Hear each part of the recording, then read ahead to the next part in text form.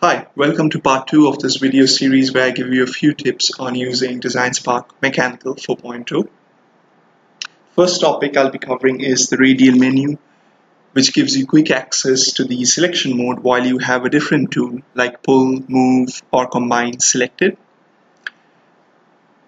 How this works is you select one of the edges or surfaces on your 3D object, and then click down on your left mouse button, and while it's pressed down, the right mouse button as well.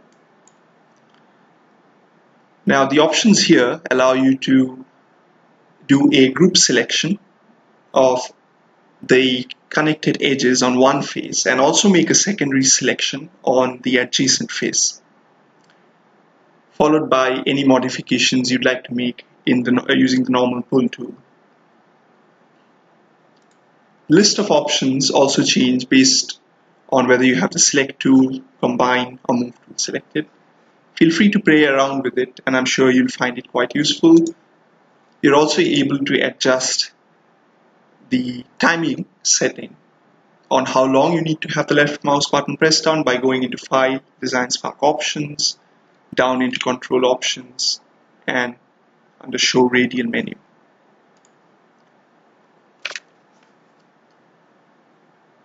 Next topic is on how you can use mathematical expressions or operators to enter dimensions into lines or other sketched objects. For example, I want to create a line which has the value of the square root of 2. Then I go into sketch mode, select line, choose a starting point, click the spacebar, then enter SQRT space 2 and then enter. If you want to check the value, what you'd like to do is use the select tool, and that shows you 1.414. That's approximately the square root of 2. Now to get the other list of mathematical expressions and operators that are permitted in DSM, please check the link below in the description of this video. The next topic is how you can switch between rendering styles of the solids in your workspace in order to find any cavities or holes that may be buried inside the solid and are not viewable in the shaded mode. So switch to the Display tab, drop down Graphics, and choose Wireframe. As you can see, there is a buried hollow cylinder within the first solid, which would not otherwise be discoverable in the shaded mode. So this may be relevant to you in certain projects that you may be working on. You can also quickly toggle back to a different graphic style by dropping down and click on shaded mode again. Next is how you can split your current workspace into multiple viewports, whereby you can view different perspectives of your design. To do so, switch to the Display tab, go to the Window group, drop down on Split, and then choose the number of viewports or different perspectives you'd like to see. You're able to change the perspective in each of these viewports by clicking down on it until you see a highlighted orange border show up. Go into Design, under Orient, choose Isometric, Trimetric, or any of the other views.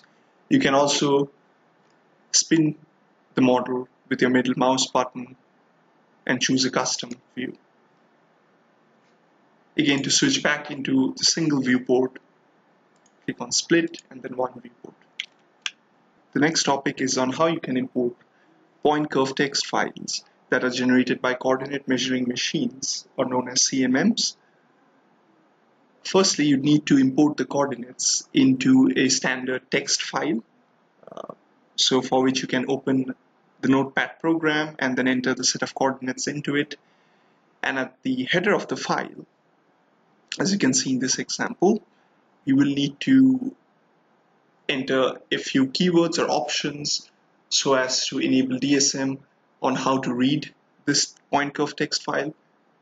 So in this case, I've set 3D to a value of true. That means this curve is in a 3D space and is spread in all x, y, and z axes.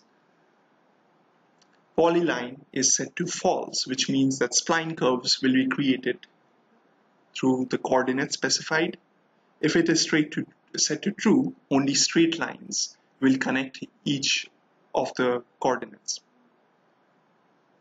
And then each coordinate is separated by a line break. A blank line would indicate that it is the start of a new curve. The other keywords or options available for building point curve text files are specified in this tutorial.